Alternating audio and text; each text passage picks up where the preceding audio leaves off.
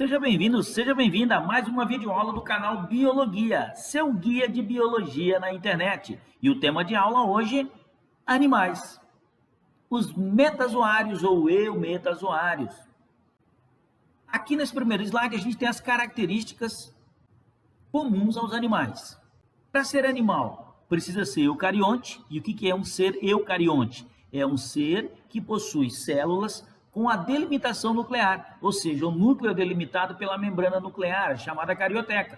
Então, essa estrutura vai separar o conteúdo nuclear de todo o conteúdo citoplasmático. Além, é claro, de ser eucarionte, os animais também são pluricelulares. Lembra que tem um grupo de seres vivos que tem células eucariontes, mas são unicelulares, que é o caso dos protozoários.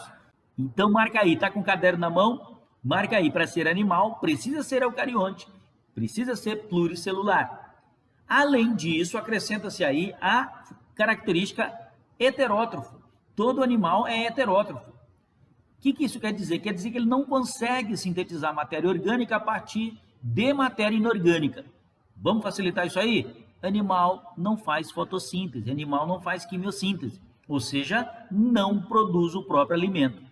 E, além disso, durante o processo de formação de um embrião animal, existe ali a formação da blástula, que é uma característica exclusiva do desenvolvimento embrionário dos animais. Então, tá aí as características básicas de um animal. A gente vai, então, para as formas de classificação e os critérios que são utilizados para classificar um animal. Uma das formas é a simetria.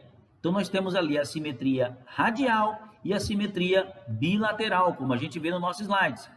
A simetria radial que a gente percebe ali em um quinidário é essa simetria em que é possível imaginar um eixo no corpo do animal e, a partir desse eixo, vários planos são possíveis. Em geral, a gente vai perceber ao longo do conteúdo de zoologia que todos os animais que possuem simetria radial tendem a apresentar um baixo grau evolutivo, se comparado com os animais que apresentam a simetria bilateral. Então, a gente já falou um pouco da simetria radial, vamos falar um pouco da simetria bilateral. E aqui, olha só, é como se você imaginasse o corpo do animal e, ao imaginar, você imagine cortado ao meio. Se você traçar esse plano imaginário aqui, você vai ter duas metades semelhantes, ou seja, dois lados parecidos. Se você imaginar aí o corpo humano dividido ao meio, ele vai apresentar dois planos. Então, isso é simetria bilateral. Eu até me deixa chamar a atenção aqui rapidinho sobre essa questão, porque no caso do ser humano, a simetria é externa. Concorda comigo que nós temos órgãos que são únicos, por exemplo, o coração? Então, essa simetria, gente, ela vai sempre ser aplicada à anatomia externa do animal em observação. Seguindo um pouquinho mais, olha só, a gente sabe que lá na frente, na evolução, nós vamos ter um grupo de animais que são os equinodermos, estrela do mar. E aqui está mais um exemplo de animal que apresenta uma simetria radial, ok? Mas, Kanashiro, você não me disse que seriam animais de baixo grau evolutivo? A gente vai ver depois que esse aqui é o primeiro animal deuterostômio. Segura esse nomezinho aí, que daqui a pouquinho eu tiro essa dúvida. Como é o primeiro animal deuterostômio, a gente vai perceber que ele tem baixo grau evolutivo para esse grupo. E aí, fica comigo aí até o final do conteúdo de zoologia, que serão diversas aulas, e a gente vai entender melhor a evolução a partir dessa virada de chave evolutiva, que é a deuterostomia. Vamos para o próximo slide? Outra característica que é muito utilizada para se classificar os animais seria a questão da possibilidade ou da presença de divisões no corpo desse animal. Isso é chamado de metameria. Então, os animais têm unidades menores, são formados por unidades menores, chamadas de metâmeros. Eu apresento aqui a minhoca, né, que é o grande representante aqui de um animal metamerizado. Cada anelzinho desse aqui é um segmento. Cada anelzinho desse aqui é um metâmero. E lá na aula de anelídeos, fica com a gente aí até essa aula, ou melhor, até depois dela, a gente vai perceber que essas divisões, elas não são só externas.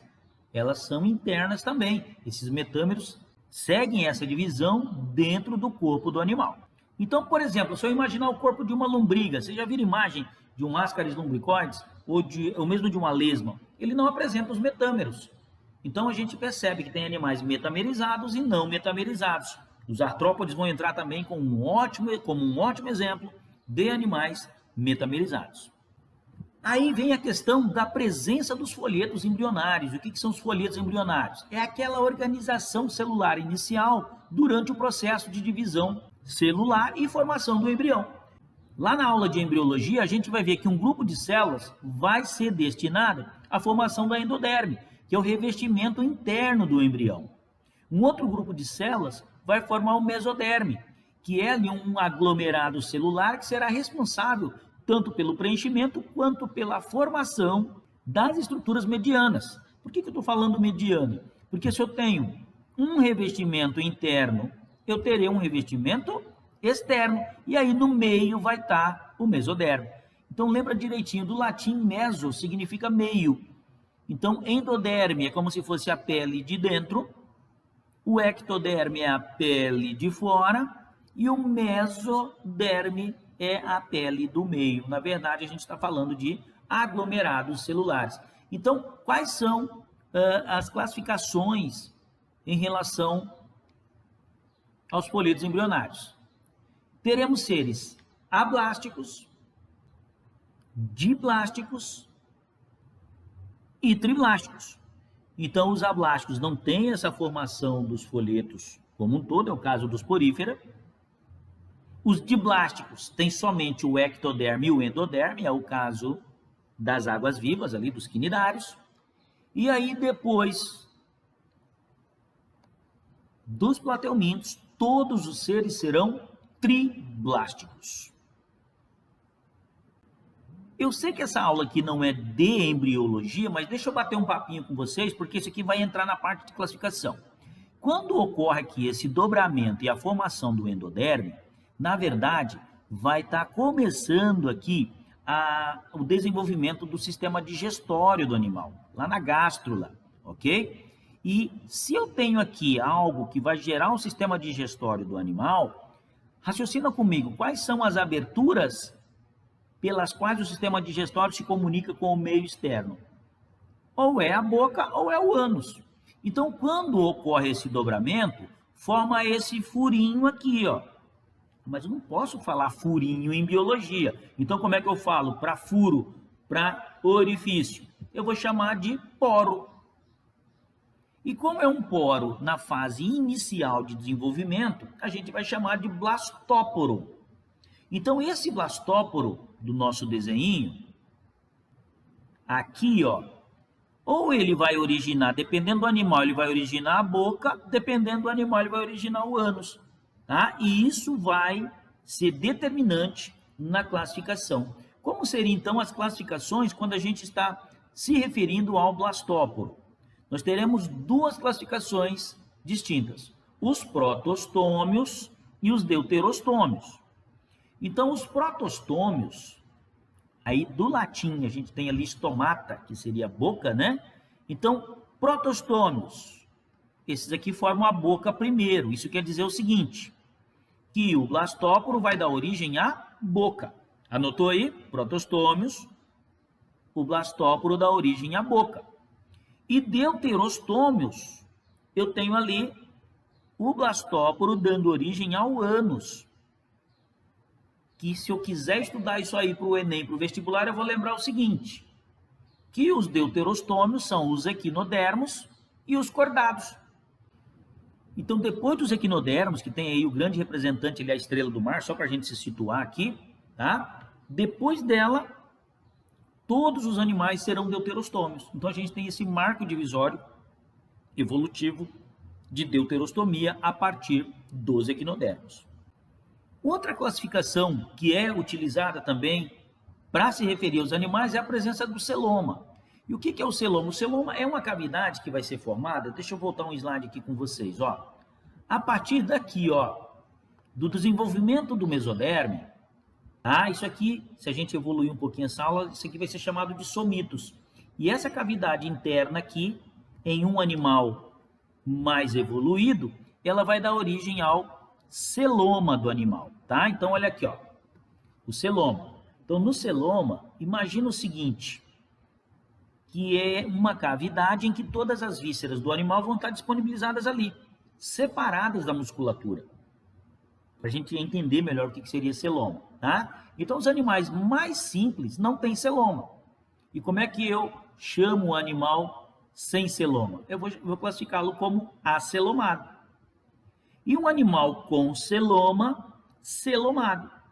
Só que já desde essa nossa aula, primeira aula de zoologia, que eu gostaria de deixar bem claro que na evolução nada acontece muito rápido. Então, se eu tenho um animal acelomado, sem celoma nenhum, e outro com celoma, é claro que eu vou ter um estágio intermediário evolutivo. É onde se tem ali um falso celoma, ou seja, o celoma ainda está em formação. Ele não pode ser considerado um celoma completo, portanto, é um falso celoma. E como que é falso em latim? Pseudo. Então, eu tenho aqui um pseudoceloma. Então, raciocina comigo, ó. Tem um acelomado, não tem celoma, toda a parte visceral é entranhada na musculatura do animal. Fica atento lá na nossa aula de plateuminto, eu vou chamar a atenção disso. Depois eu tenho o pseudocelomado, que é quando ali toda a parte visceral está começando a se separar. Eu estou falando assim para ficar mais fácil da gente entender o que seria o celoma. E aqui eu tenho o celoma já totalmente formado. Então pensa assim, sem celoma, celoma em formação e celoma totalmente formado. Vamos para o próximo slide? Outra classificação dos animais é quanto à nutrição e à digestão. Então a gente vai ter ali digestão extracorpórea, digestão intracelular, digestão extracelular. Vamos trabalhar uma de cada? Raciocina comigo esse nomezinho aqui, ó, extracorpórea. O que é isso? Bom, nós temos ali uma digestão fora do corpo. Então nós temos alguns animais, eu vou dar um exemplo aqui, no caso a mosca, é um animal que não tem dente, né? A boca dela é pequena, o aparelho bucal é pequeno. Então o que a mosquinha faz ali quando ela vai se alimentar? Ela vai regurgitar, ela vai jogar a saliva para fora sobre o alimento. Então aquele torrãozinho de açúcar que está lá na mesa, a mosca vem, joga a saliva em cima desse alimento, a saliva começa a atuar, as enzimas começam a atuar e degradar as moléculas grandes em moléculas pequenas. Quando ocorrer esse processo, a mosca vai sugar esse alimento. Então, estão entendendo? A digestão ocorreu fora do corpo, portanto ela é extracorpórea. As aranhas também têm essa característica. As aranhas têm acoplado a seu estômago um músculo que transforma o estômago da aranha em um estômago sugador. Então ela vai aplicar ali, né, a peçonha dela, que é rica também em enzimas, tá? Vai começar a degradação da matéria orgânica fora do corpo dela e aí ela usa esse estômago sugador para absorver o material liquefeito a partir da matéria orgânica da presa.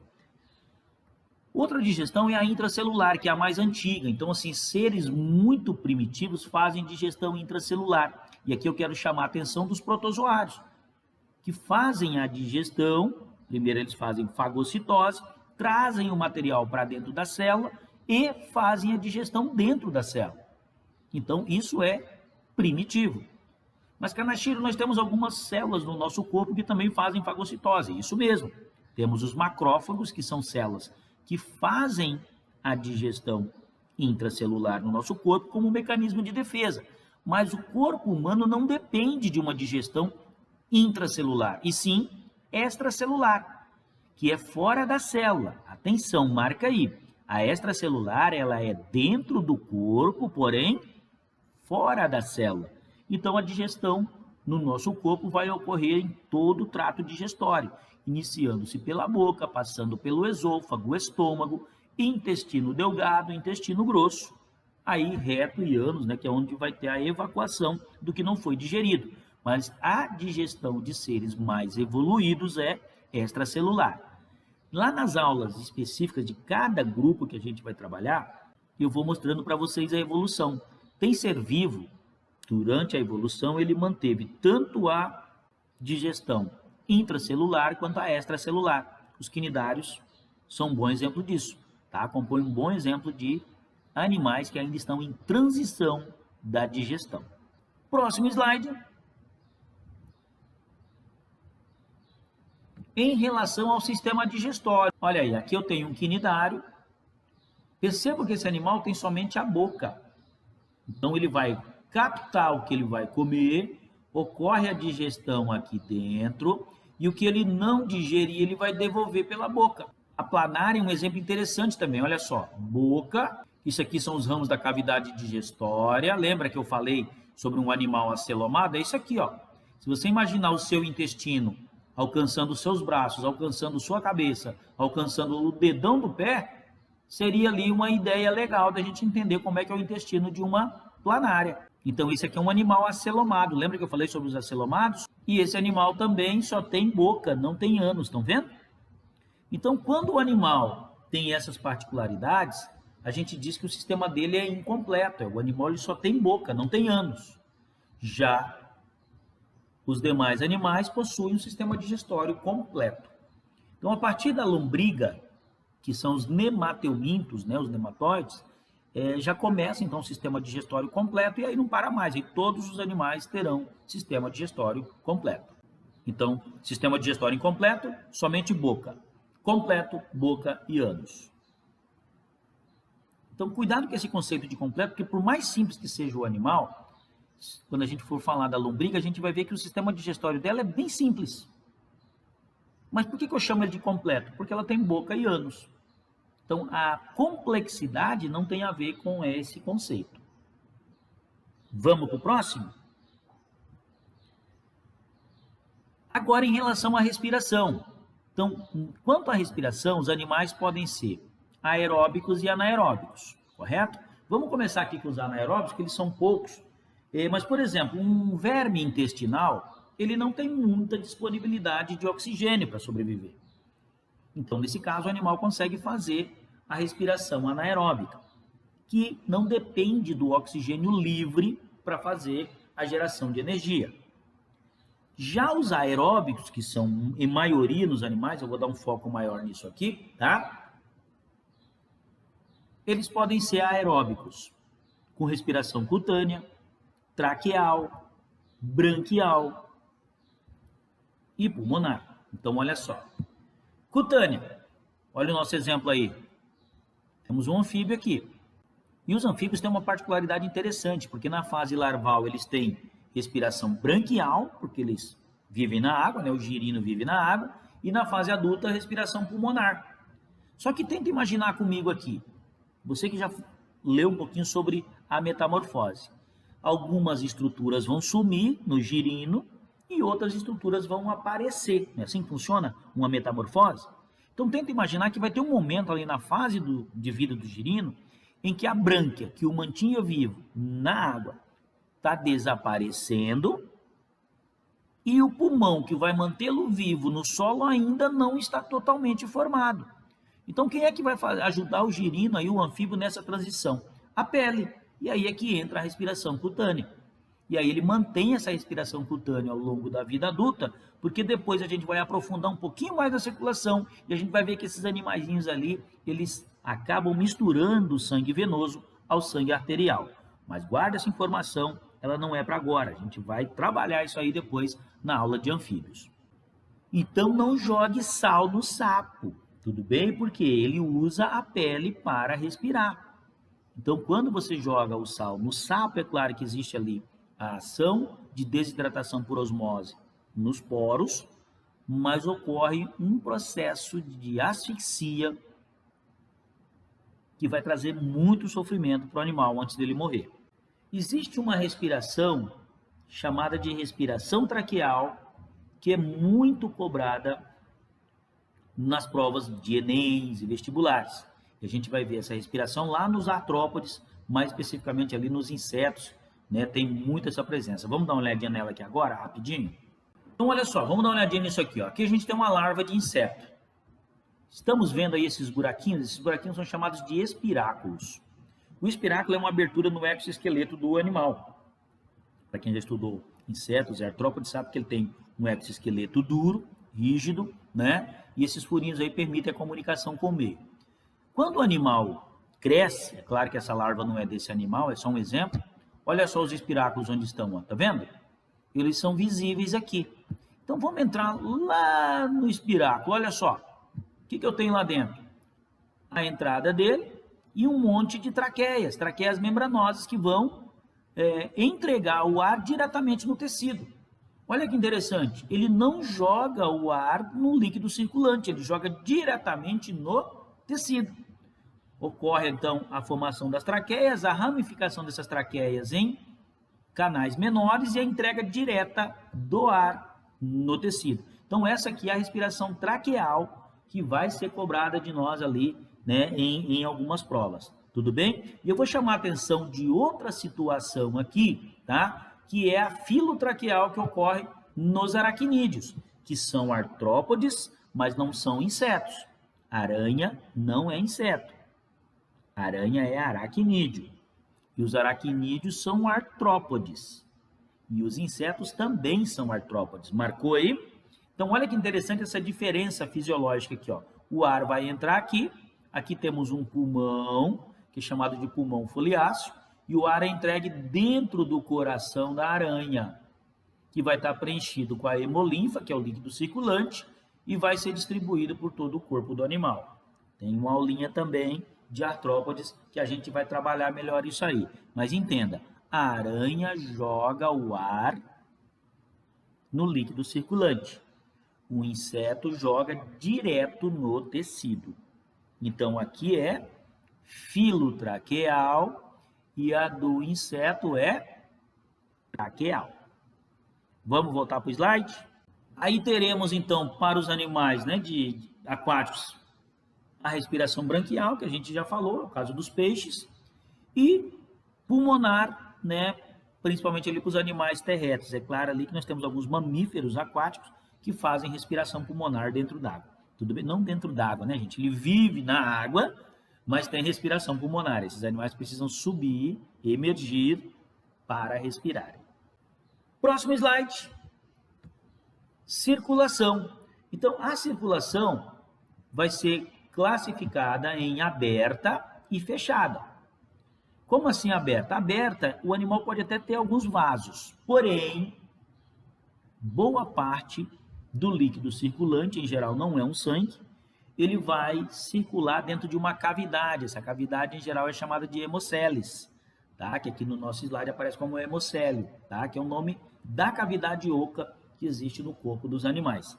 Então, líquido circulante fora dos vasos, a circulação é aberta. Quando eu tiver vasos sanguíneos totalmente fechados, aí a circulação é fechada. Então, olha que interessante, nós temos o invertebrado, que é uma das exceções, que possui respiração. Desculpem. Então, olha que interessante, nós temos aqui um invertebrado, que é a minhoca, que possui uma circulação fechada. E outra coisa interessante é a pigmentação do sangue da minhoca. Então, enquanto no gafanhoto eu terei a hemolinfa dentro de uma hemocele, na minhoca eu tenho um sangue dentro de vasos sanguíneos. Circulação aberta, circulação fechada. Outra classificação é quanto à excreção. Então, os animais podem ser amoniotélicos quando excretarem amônia, ureotélicos quando excretarem ureia e uricotélicos quando excretarem ácido úrico. Vamos raciocinar um negócio aqui que vai nos ajudar a resolver essas questões de excreção e quais animais fazem, né, cada tipo de excreção. A amônia é a excreta nitrogenada mais tóxica. Então, em geral, a partir do metabolismo celular, é produzido amônia em vários animais, inclusive no ser humano. Então, para que o animal não permita que a amônia traga toxidez para ele, o que ele tem que fazer? Ou ele vai diluir essa amônia em água, e para isso ele tem que ter água à vontade, ou ele vai gastar energia e converter a amônia em ureia. Então, por exemplo, animais de água doce, que têm água à vontade no seu habitat, tende a pegar a amônia produzida no metabolismo celular e diluir isso aí em água. Então, por exemplo, peixes de água doce são amoniotélicos. O girino, então o anfíbio, girino, na fase larval, ele é amoniotélico. Por quê? Porque ele não vai gastar energia para converter a amônia em ureia, porque ele tem água à vontade. Vamos pegar o exemplo do ser humano agora. O ser humano ele é um animal terrestre, vamos dizer assim, correto? Então, a amônia produzida pelas células vai ser levada para o fígado faz a conversão em ureia e a ureia é retirada pelo rim. Dessa forma, como o ser humano não tem água à vontade, eu estou falando de habitat, tá bom, gente? Ele gasta energia, o seu organismo gasta energia para fazer a conversão em ureia.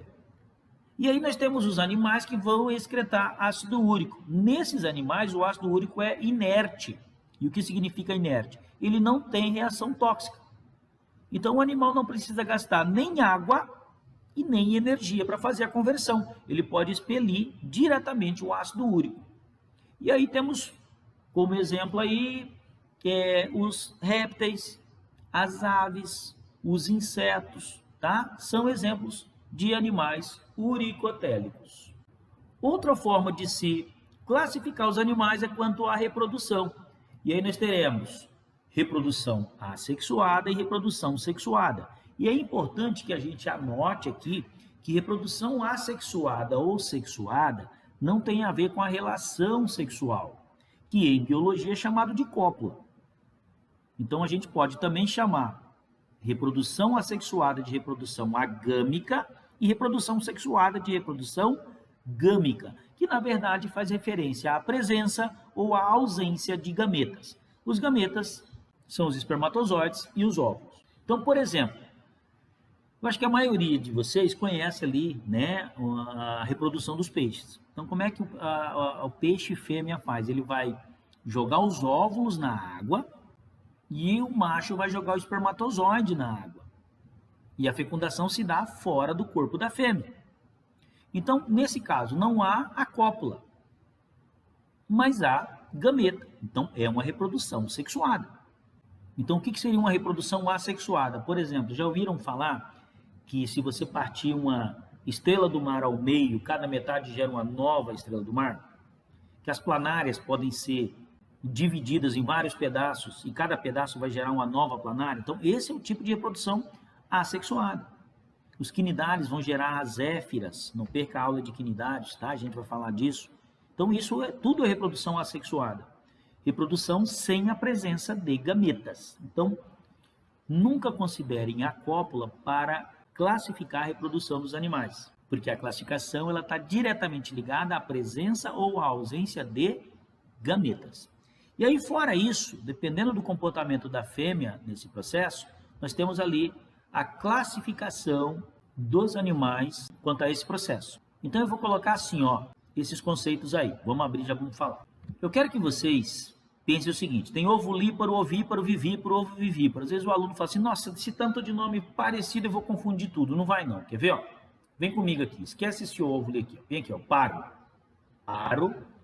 e paro. Então faz assim, pensa assim comigo. A fêmea vai parir. Só que tem fêmea que vai parir um óvulo. É o caso do peixe que a gente falou, do peixe fêmea. O que ele joga para fora? Ele joga o óvulo para fora. Então ela vai parir um óvulo. Aí a fecundação vai ser feita lá fora e aí inicia a geração do embrião. Então, se a fêmea parir um óvulo, essa espécie é ovulípara. Mas tem fêmea que põe ovos, ou seja, vai parir um ovo. Eu estou fazendo essa analogia para vocês entenderem direitinho e nunca mais confundir isso aqui, tudo bem? E os ovíparos, o ovo vai ser lançado, ele vai ser posto e vai demorar um tempo para o descendente ficar pronto. Por exemplo, a galinha leva ali em média 21 dias, chocando o ovo até o descendente ficar pronto. E aí temos os vivíparos, que a fêmea vai parir o filhote vivo. Não há oviposição, não há desenvolvimento, ele já vai parir o filhote vivo. E no ovo vivíparo, mistura tudo agora, gente. Ela vai parir um ovo com o animal vivo lá dentro. Então, em geral, nesses casos, algumas serpentes fazem isso. Ela põe o ovo e imediatamente após a oviposição, a serpente já quebra o ovo e já sai. É diferente ali da galinha que tem que aguardar 21 dias. As serpentes já vão quebrar os ovos e já vão sair. Por quê? Porque elas já estão prontas. Elas se desenvolvem dentro do ovo, dentro do corpo da mãe. E aí nós teremos, então, ovovivíparos. Então, vamos repassar. Ovulíparo, a fêmea expele os óvulos. No ovíparo, põe ovos e o descendente vai ser formado depois de alguns dias. Vivíparo, a cria já vai nascer pronta, né? O filhote já nasce vivo, prontinho. E no ovo vivíparo ela põe um ovo, mas o descendente já está vivo lá dentro. E com isso a gente fecha essas classificações. Aí eu quero chamar a atenção para uns dois termos que sempre caem nas provas, que é isso aqui, seres monóicos ou dioicos. Tá? Isso aqui tem a ver com a presença dos aparelhos reprodutores no corpo dos animais. Aí esse oikos, se a gente pegar a origem dele, oikos significa casa. E essa casa, gente, ela está ligada à questão do corpo do animal. Então pensa o seguinte, nós estamos trabalhando com dois aparelhos reprodutivos, o masculino e o feminino. E oikos quer dizer casa.